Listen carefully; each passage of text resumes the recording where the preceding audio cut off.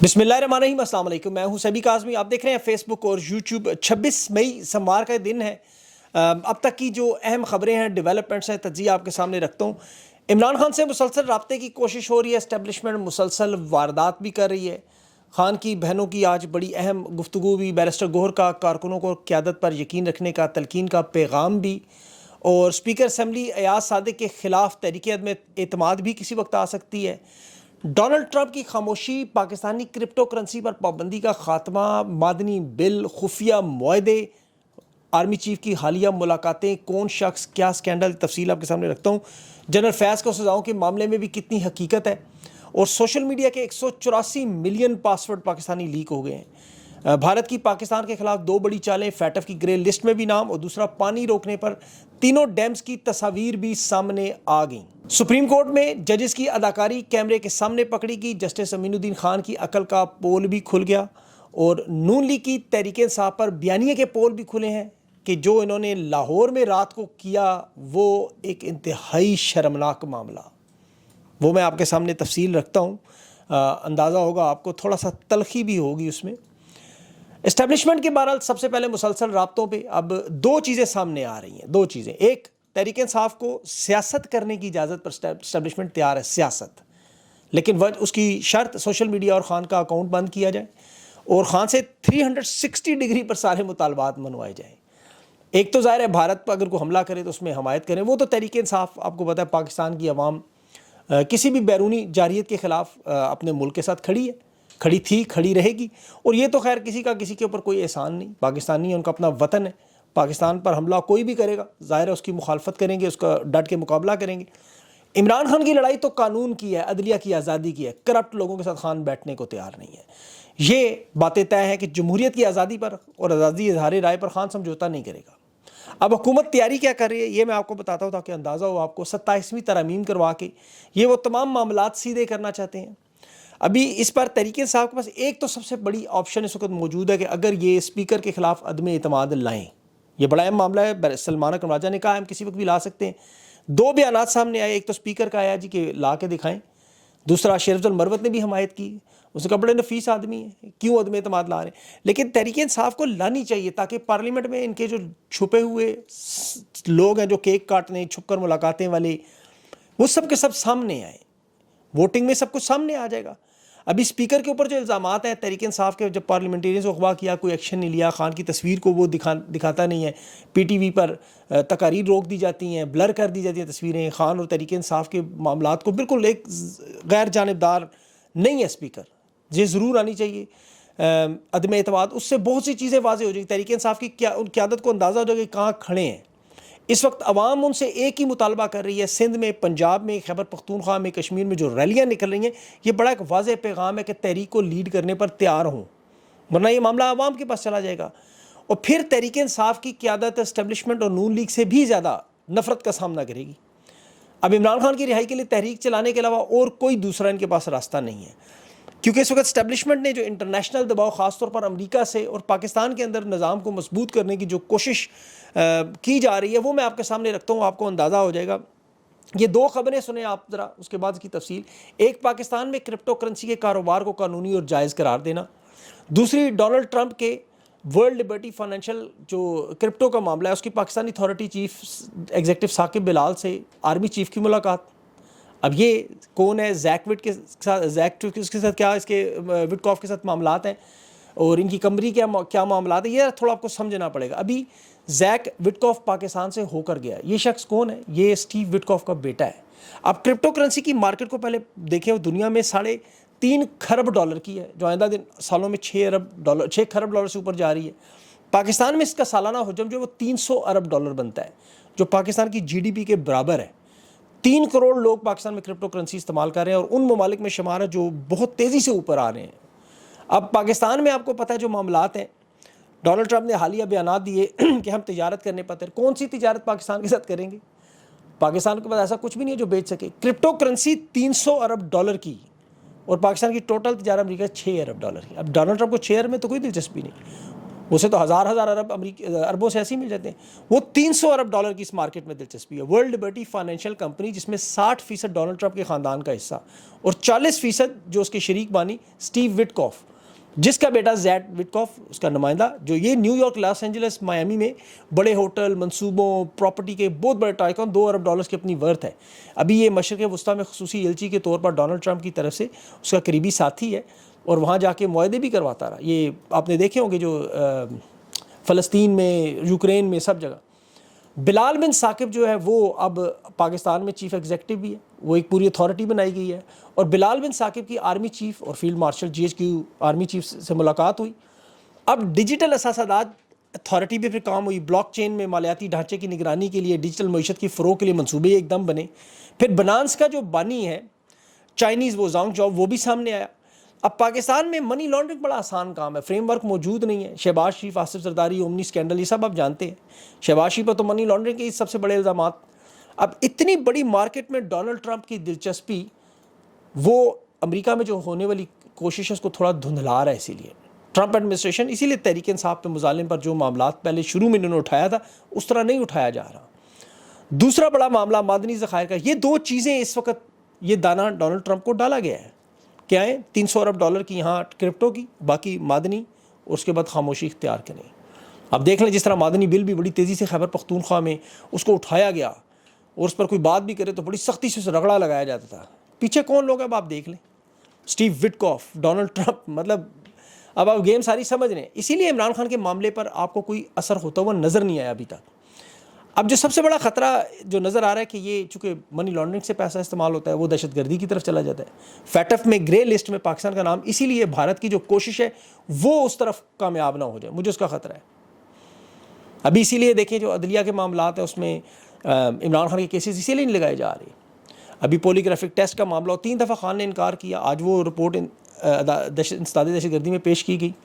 اس کے علاوہ یہ عدلیہ کے معاملات میں آپ کو بتا رہا ہوں, یہ سارا معاملہ آپ کو سمجھ آ جائے گا اسی سے کہ ہو کیا کہہ رہا ہے. اب جو صنم جاوید کا معاملہ بھی ایسے ہی, اس میں پروسیکیوٹر کہہ رہا تھا دیکھیں یہ اداروں کے سربراہان کے خلاف باتیں کرتی ہیں. اس نے کہا میرے تو کسی ٹویٹ میں نام ہی نہیں ہے.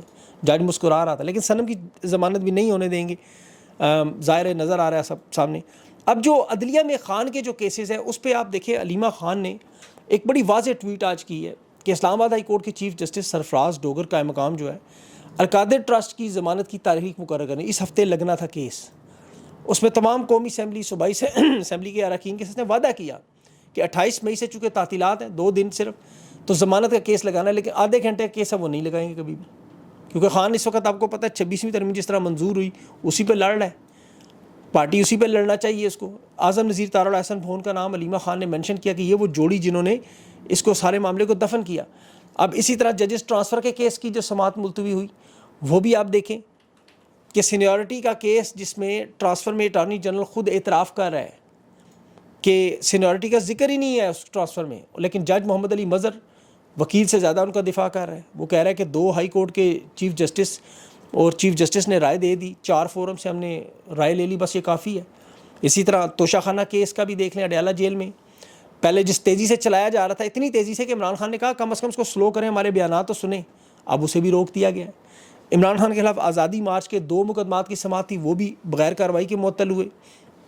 یہ میں آپ کو اس لیے بتا رہا ہوں کہ خان جو آئین اور قانون کی بالادستی کی جنگ لڑ رہے ہیں نا, یہ 26ویں ترمیم جس پہ ہم شور مچائیے اس کا نتیجہ ہے بار بار آ رہا ہے. ابھی جو سب سے بڑی اداکاری کا میدان, مخصوص نشستوں کا میدان, قاضی فائز پارٹ 2, قاضی کی باقیات آج ہم نے دیکھی. ججز کے ریمارک سے سامنے نظر آ رہا ہے کہ ایک سرکس لگی ہوئی ہے, حقیقت میں سٹیج لگا ہوا ہے.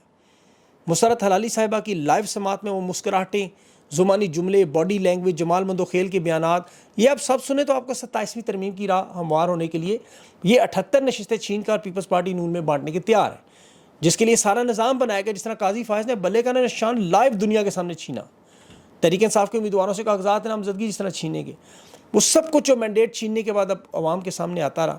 ایک اچھی چیز ہوئی لائیو ہونے کی وجہ سے ان کی اداکاری, مکاری, فنکاری, یہ سب کچھ سامنے آ چکا ہے. اب یہ تحریک انصاف کے 9 مئی کے مقدمات لگا کے وہاں سے بھی جو رہی صحیح نشستیں چھین کے معاملہ بنا لیں گے. کہ سندھ سے 2 جو جج آئے تھے ان کا فیصلہ تبدیل ہوتا ہوا نظر آ رہا ہے. اب لیکن کیا اس سے ملک کے حالات بدلیں گے؟ شہباز رانا صاحب کی اب خبر دیکھیں آج کہ پاکستان کی زراعت مکمل طور پر ایک قسم کی تباہ ہو چکی ہے، کیونکہ نمبروں کے ہیر پھیر کر کے یہ زراعت کو، معیشت کو جعلی ترقی، میں نے کل آپ کو اس کے تفصیل سے ویلاگ بتایا، جس نے نہیں دیکھا وہ دیکھ لے، جس طرح ہر دور کا عامر جھوٹ اور فراڈ سے دکھاتا ہے کہ بڑی ترقی ہو رہی ہے، شمالی کوریا میں دیکھیں بڑی ترقی ہو رہی ہے وہاں بھی، لیکن انہیں عوام سے کوئی لینا دینا نہیں ہے، باخدا انہیں عوام کی کوئی پرواہ نہیں ہے۔ رات پی ایس ایل کے فائنل میں جس طرح وہ مجرا کروایا گیا، ابھی اس ملک میں جہاں 4 دن گزرے ہوں، خوزدار میں آرمی پبلک اسکول کے بچے شہید ہوئے، ڈرون حملے میں وزیرستان کے بچے شہید ہوئے، اور تو چھوڑے پاکستان بھارت کی جنگ کے 51 شہداء، 11 فوجی بھی شامل، ان کی قبر کی مٹی بھی ابھی خشک نہیں ہوئی، لیکن لاہور میں رات فل فلیج ایک خنجر مطلب وہ ہو رہا تھا، تلواروں کا رقص کہہ لیں آپ۔ اب یہ اس کی پی ایس ایل کی ٹرافی کی تقریب میں، اچھا اتنا کمزور اور لاغر قسم کا کمانڈر ان چیف، اتنا ماٹھا کہ وہ پی ایس ایل کی ٹرافی نہیں اٹھا، پھر فوجی مدد سے وہ ٹرافی اٹھائے گی۔ یہ اصل میں پیغام دیا گیا ہے کہ آپ کو ہر چیز اٹھانے کے لیے ضروری نہیں ہے صدر کی اتنی طاقت ہو، ٹرافیاں اٹھانا ان کا کام نہیں ہے، ان کا جو کام ہے وہی اٹھاتے ہیں۔ لاہور کے اس ڈانس کلچرل فیسٹیول کا مریم نواز صاحبہ کا یہ خصوصی سیگمنٹ تھا، یہ ان کی پہچان ہے، ان کی پہچان ایک یہ ہے، اور دوسرا روتھلیس طاقت اور بدماشی ہے۔ وہ ڈاکٹر یونس بٹ نے کہا نا کہ ان کی 2 ہی خوبیاں اقتدار میں پہنچنے کے بعد، ایک یہ نواز شریف کی بیٹی ہے، دوسرا نواز شریف ان کے والد ہیں، یہ بالکل درست بات ہے۔ یہ کان بند نہیں کرتی تنقید پہ، دوسروں کی زبان بند کروا دیتی، اٹھوا لیتی ہے، غائب کروا لیتی ہے۔ حالت دیکھیں لاہور میں دفعہ 144 نافذ نہیں ہے، حالانکہ وہ بھی نہیں ہونی چاہیے، لیکن اس کے باوجود جو کل ریلیاں نکلی اس میں مقدمات درج، وہ پولیس اہلکار بدماشی سے کہہ رہا ہے کہ ہم نے لسٹیں اپنی مرضی سے بنائی ہیں، ہمارا اختیار ہے، جس کا نام ڈالیں ڈال دیں۔ 748 دن سے رضا علی نامی نوجوان جیل میں قید ہے، الزام کیا ہے کہ پولیس والے کو اس نے پتھر مارا۔ اب نیچے اسی کیس میں دوسرے ملزم کی ضمانت بھی ہوگی، لیکن اس کی ضمانت نہیں ہونے دے رہے۔ اب ان سارے واقعات پہ مجھے ایک ہی چیز یاد آ رہی ہے، وہ محمد شاہ رنگیلا یاد آ رہی ہے۔ یہ رنگیلا بادشاہ بڑا مشہور بادشاہ، ایک مشہور طوائف تھی اس دور کی، نازو بھائی، نور بھائی، وہ بھی نام اس کا کہا جاتا ہے۔ بادشاہ کو بڑا پیار تھا، وہ کہتی تھی بادشاہ سلامت۔